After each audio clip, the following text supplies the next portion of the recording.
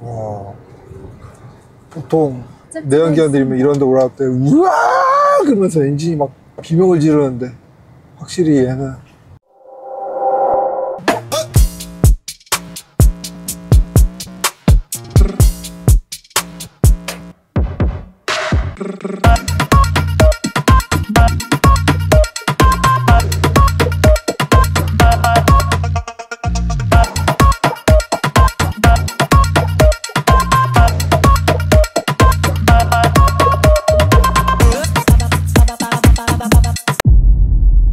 예, 드디어 르노 그랑콜레오스 본격적인 시승을 시작했습니다. 저희는 지금 부산을 출발해서 거제도를 달리고 있는데요.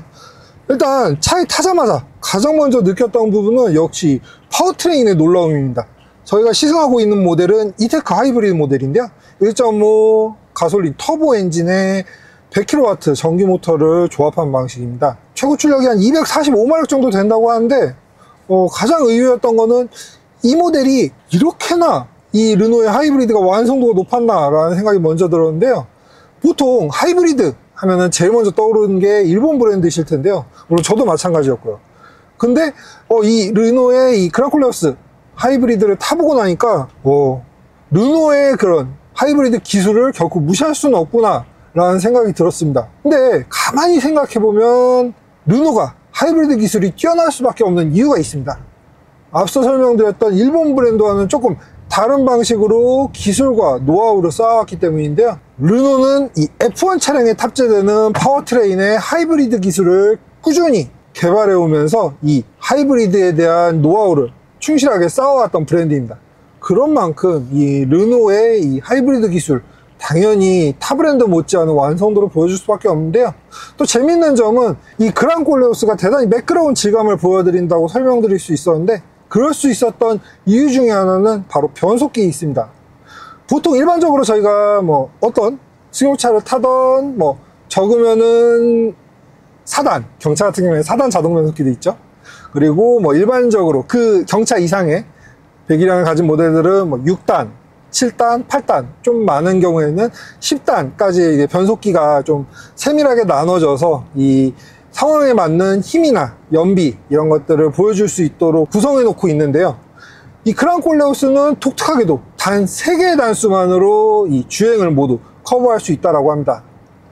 보통 그러려면은 이 엔진이 대단히 높은 고회전을 발휘해야 되는 거 아니냐 라고 생각하실 수도 있겠지만, 이 그랑콜레오스 하이브리드 같은 경우에는 앞서 말씀드렸듯이 하이브리드이기 때문에 상황에 맞춰서 엔진과 모터가 적절하게 개입도를 변경해 가면서 필요에 따라서는 파워를 내는데, 필요에 따라서는 연비를 내는데 이 비중을 달리하기 때문에 단 3개의 단수만으로 전 속도 영향을 다 커버해서 주행이 가능하다는 것입니다.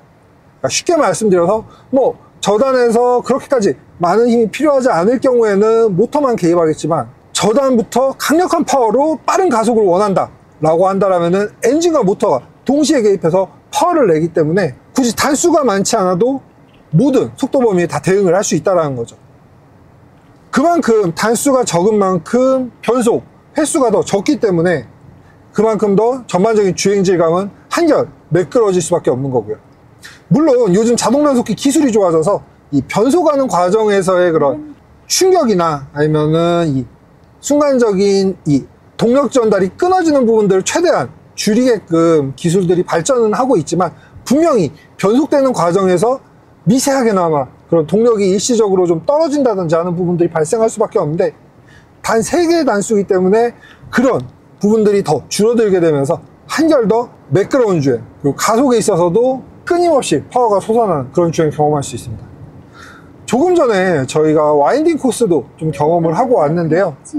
그 와인딩 코스에서 주행 모드를 가볍게 그냥 스포츠로 변경하고 달렸을 뿐인데도 이 250마력의 파워가 고스란히 쏟아져서, 특히 또 내연기관과 전기 모터가 함께 힘을 부여해주면서 이 꽤 큰 차체, 거의 중형급의 이 거대한 차체가 이 오르막 구간을 거리낌 없이 빠르게 치고 나가는 점에서 대단히 인상적인 부분이 있었습니다. 물론 지금처럼 이렇게 좀 한적한, 그리고 크게 이 경사도가 진감이 없는 그런 구간에서라는 엔진 개입을 최소화하고 전기 모터가 연비를 올리는 쪽으로 작동을 해주기 때문에 또 이런 부분들 이 차량의 전반적인 효율을 향상시키는 데 도움도 주고요.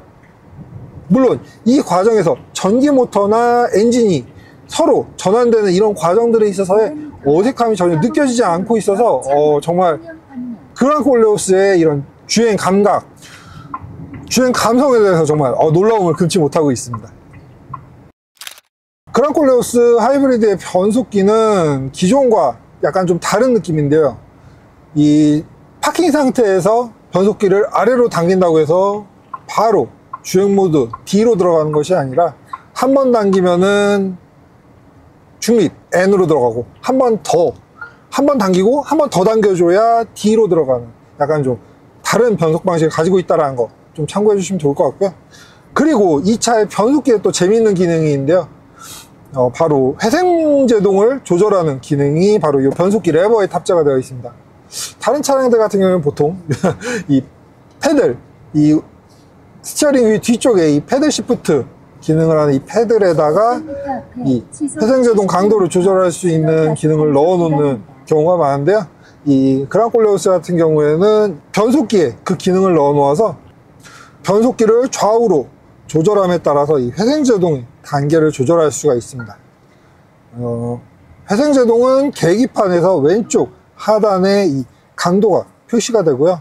낮음, 보통, 그리고 높음까지 3단계로 구성이 되어 있는데 뭐 좀 번거롭다, 나는 뭐 이런 거 신경 쓰고 사는 게 불편한 사람이다 라고 하신다라면은 왼쪽으로 낮음에서 한 번 더 밀어주면은 자동 모드가 설정이 되기 때문에 신경 쓰지 않고 편하게 운전을 할 수 있다는 장점이 있는데요. 뭐 이 회생제동은 아무래도 엔진 브레이크 같은 느낌을 주다 보니 이 부분은 개개인마다의 그런 선호도, 취향에 따라서 좀 달라질 수가 있으니까 뭐 그거는 직접 시승을 하면서 혹은 차량을 구입해서 타면서 자기에게 적합한, 자기 취향에 맞는 설정이 어떤 건지 확인하신 다음에 걸어주시면 될 것 같고요. 지금 제가 타보니까 회생제동의 강도는 낮음에서는 거의 뭐 회생제동이 걸리지 않는, 마치 내연기관 모델 주행 중에 중립을 넣고 그냥 그대로 타력에 의해서 미끄러져 가는 그런 주행의 느낌이라고 보시면 될 것 같고요. 그나마 보통 단계를 넣었을 때 약하게 엔진 브레이크가 걸리는 그런 거랑 비슷한 느낌이라고 보시면 좋을 것 같습니다. 높은 모드에서는 회생제동이 그만큼 더 강하게 걸리는데요. 다만 회생제동이 바로 가속 페달에서 발을 떼자마자 훅 걸리는 그런 느낌이 아니라 가속 페달에서 발을 떼면 그러니까 제동력이 부드럽게 올라오는 그런 방식이라고 이해해 주시면 좋을 것 같습니다. 물론 앞서 말씀드렸듯이 이 회생제동의 강도는 개개인의 취향이 워낙 크다 보니까 어떤 걸 놓으시라고 말씀드리지는 않겠고요. 그냥 직접 경험해 보시면서 자신에게 맞는 강도를 찾아서 다니시는 게 좋지 않을까라는 생각이 듭니다. 물론 아까 말씀드렸듯이 일단 한번 자동도 한번 놔보시고요. 자동이 마음에 안 들면은 이 조금 더 세밀한 3단계 중에서 자기에게 어떤 게 맞는지를 좀 직접 체험 후에 결정하시면은 좀 운전을 편하게 하고, 또 흔히 전기차 멀미라고 하잖아요. 이런 회생제동 기능이 들어가 있는 모델에서 좀 흔히 나타나는 기능인데 그런 부분들을 좀 줄이는데도 큰 도움이 될 것 같습니다. 다음으로 인상적인 부분은 이 오픈할 파노라마 스크린인데요. 이 3개의 스크린이 나란히 배치되어서 이 서로 표시되는 정보를 주고받을 수 있는 게 특징입니다. 가장 대표적으로는 내비게이션이 있는데요. 내비게이션의 경우에는 보통 우리 일반적으로 이 중앙에 센터 디스플레이를 통해서 표시되고 뭐 이런 것들을 몇 번의 조작을 거쳐서 계기판에 띄우거나 하는 그런 변경이 가능한데, 이 오픈할 파노라마 스크린에서는 그런 복잡한 과정이 필요 없습니다. 그냥 뭐 예를 들면은 음성 명령, 지금 이 차에는 누구 오토가 탑재되어서 뭐 아리아를 호출하면 메뉴를 불러서 뭐 내비게이션 설정 이런 것들이 가능한데요.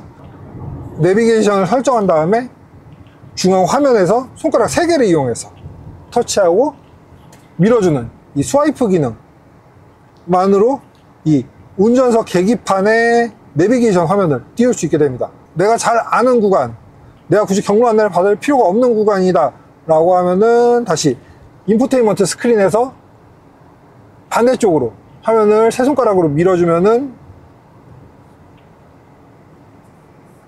이 미러링 연동이 꺼지게 되고요. 내비게이션만 가능하냐? 그건 아닙니다. 엔터테인먼트 관련 기능들도 주고받을 수가 있는데, 이거는 센터 스크린과 계기판 사이가 아니라 이 센터 스크린과 조수석 스크린 사이에 주고받을 수 있는 기능도 있습니다. 대표적으로 이런 멀티미디어 재생의 경우에는 세 손가락을 이용해서 이 제어 화면을 조수석 쪽으로 밀어주면 이렇게 제어 화면이 조수석 쪽으로 넘어가서 제어를 할 수 있게 되고요. 반대로 조수석에 앉은 사람이 나는 이제 음악 더 듣고 싶지 않은데, 혹은 네가 듣고 싶은 음악 네가 알아서 재생시켜 라고 하는 분도 계실 수 있으니까, 그런 경우에는 반대로 조수석에서 세 손가락을 이용해서 화면을 중앙 스크린 쪽으로 밀어주면 이렇게 재생 화면이 넘어오게 됩니다.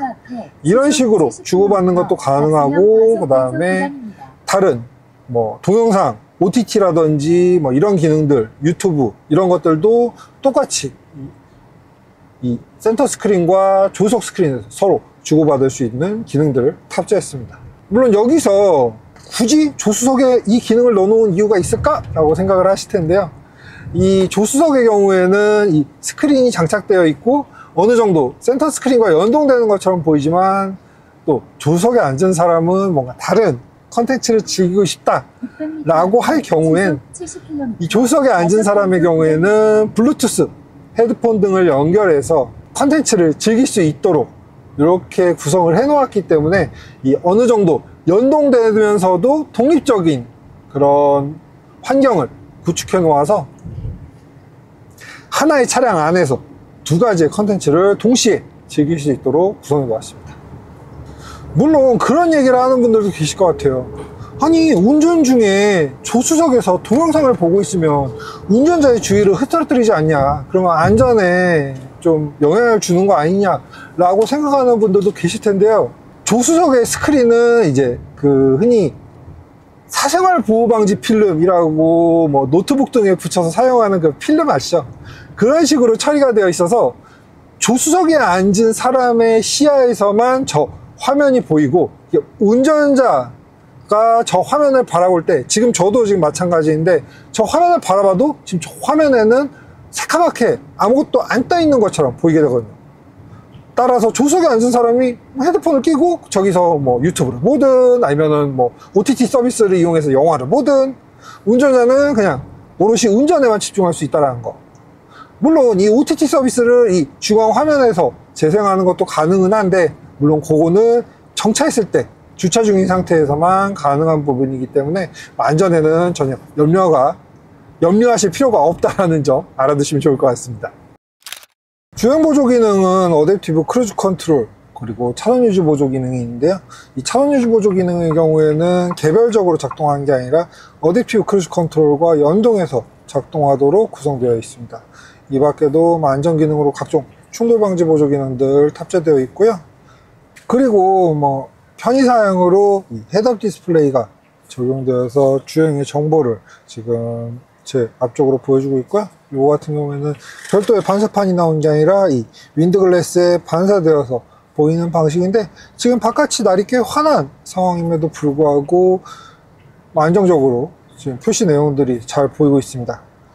그리고 여기에다가 내비게이션과 연동이 되기 때문에 이 헤드업 디스플레이 상에 지금 우리가 가야 하는 방향들, 예를 들어 지금 현재 같은 경우에는 코스에서 계속 지금 직진하라는 코스다 보니까 계속 직진하라고 지금 안내가 나오고 있고요. 만약에 좌회전이나 우회전을 해야 되는 상황이 오면은 그런 부분들까지도 이 헤드업 디스플레이 상에 표시가 되기 때문에 여러분이 굳이 시선을 많이 돌리지 않아도 안전하게 주행이 가능하다는 점도 인상적이네요. 그리고 아까 잠깐 설명드렸던 이 오픈할 파노라마 스크린, 이 기능 중에 아까 제가 내비게이션을 계기판으로 보낼 수 있는 기능이 있다라고 말씀드렸잖아요. 그래서 좀 익숙해지신다라면은 이 헤드업 디스플레이 상을 통해서 주요 기능들, 속도, 그 다음에 뭐 앞으로 남은 잔여 거리, 그 다음에 제한 속도, 이런 기능들이, 이런 정보들이 표시가 되기 때문에 이런 정보들은 헤드업 디스플레이로 참고를 하시고, 그 다음에 내비게이션 같은 경우에는 요 계기판에 아까 말씀드렸죠? 스와이프를 통해서 계기판에 내비게이션 화면을 띄우면은 시선은 딱 요 위아래로 움직이는 것만으로도 필요한 모든 정보를 확보하실 수가 있기 때문에 그만큼 더 시선을 도로에서 뺏기는 시간이 적어져서 훨씬 더 안전하게 운전을 할 수 있다라는 장점이 있을 것 같습니다. 이번에는 제가 자리를 조수석으로 옮겨 앉았습니다.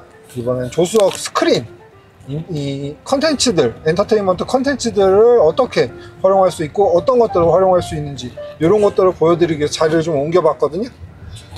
지금 일단 센터 스크린에는 음악이 재생되고 있는 상태고요.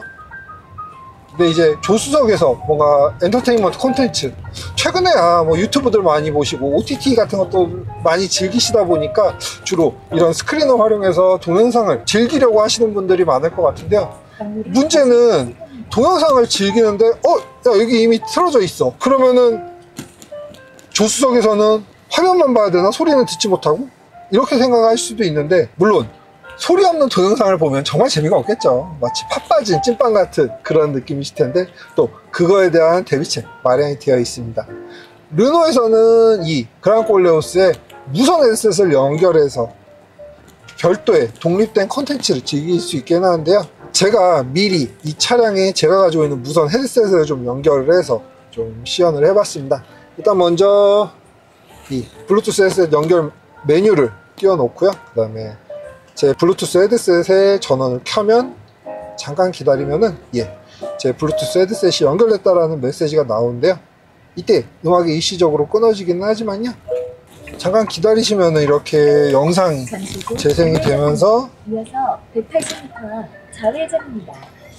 지금 소리가 들어가고 있는지 모르겠는데 제 블루투스 헤드셋에서는 이 동영상의 음악이 재생되고 있고요, 차량에서는 차량의 음악이 재생이 되고 있고요. 볼륨이 너무 크다고 하시면은 스와이프로 화면을 내려서 메뉴를 호출한 다음에 소리를 조절해서 사용을 할 수가 있습니다. 좌회전입니다. 이렇게 해서 독립된 영상 컨텐츠를 즐기시는 것도 충분히 가능하고요. 다른 메뉴, 다른 즐길 수 있는 컨텐츠들 어떤 것들이 있는지 잠깐 살펴보자면요, 유튜브 외에도 일단 현재 마련되어 있는 거는 다양하게 마련이 되어 있습니다. 네이버 같은 경우 여러분들 네이버 다음 이런 것들 많이 사용하실 텐데, 들어가서 뉴스 이런 것들 보실 수도 있고, 나는 메일을 좀 더 큰 화면으로 확인해야겠다 그러면은 이 안에 들어가서 메일을 보시는 것도 가능하겠죠. 그리고 네이버 TV, 국산 OTT라고 할 수 있는데 네이버 TV도 있고, 그 다음에 웹툰들도 가볍게 이동하면서 많이들 보실 텐데요. 네이버 웹툰도 이렇게 들어가 보면은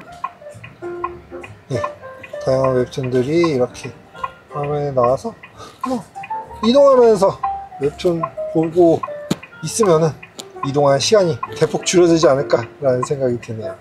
이런 식으로 웹툰을 볼 수 있는데, 아무래도 세로 구성 화면이 아니라 가로 화면이다 보니까 조금 보는데 약간의 좀 답답함이 있을 수 있다는 점, 이 점을 양해하셔야 될 것 같고요.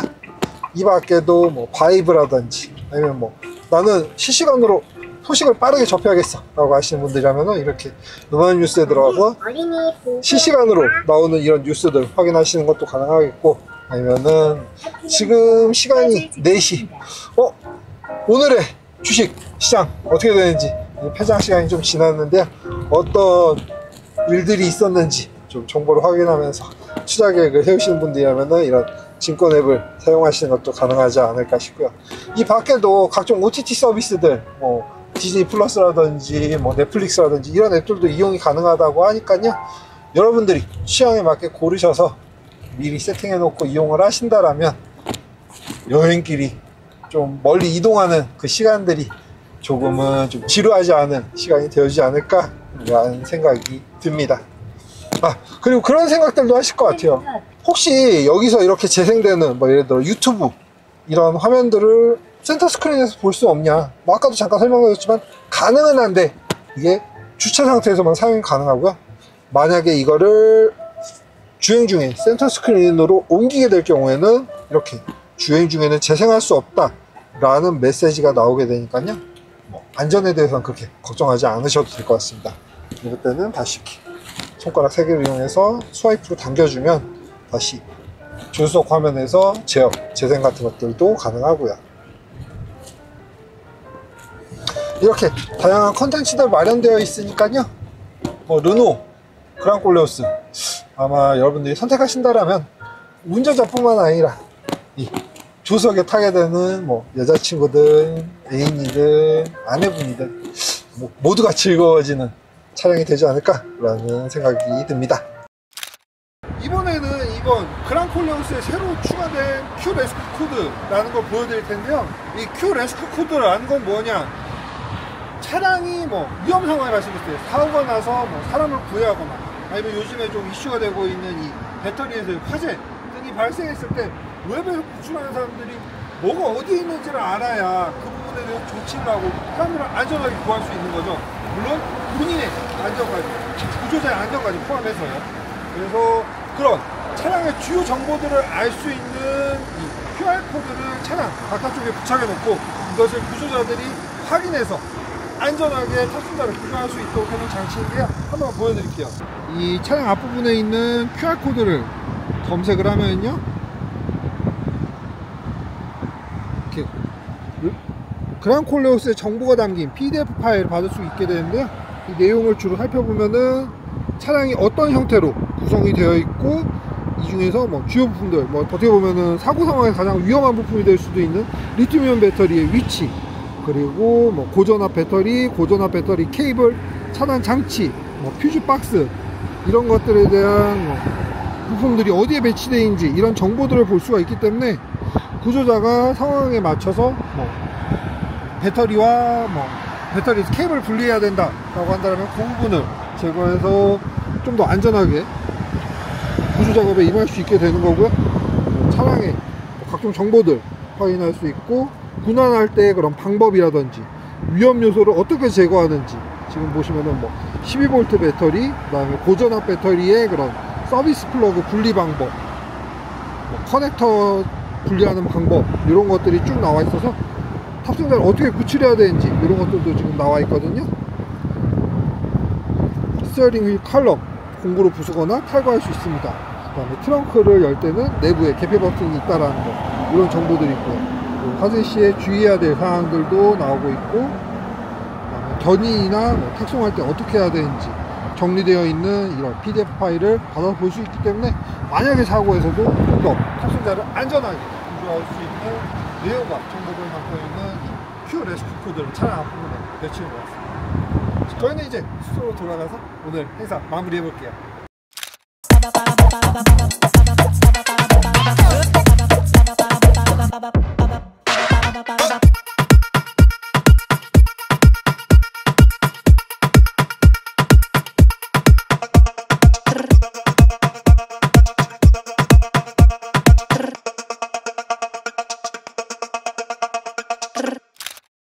저희가 정신이 없어서 미처 시작 인사를 드리지도 못했는데 어느새 끝 인사를 드릴 시간이 다가왔습니다. 르노의 신제품 그랑콜레오스의 시승을 마쳤는데요. 르노가 지난 XM3 이후 무려 4년 만에 내놓은 신제품인 만큼 정말 기대와 관심을 한몸에 받았던 차량입니다만, 출시 초기에 약간의 이슈들로 인해서 조금 우려가 되는 상황도 있었지만, 직접 이 실물을 만나보고 시승을 해보니까 그런 우려들이 걱정할 필요 없을 만큼 정말 완성도 있는 모습을 보여주었습니다.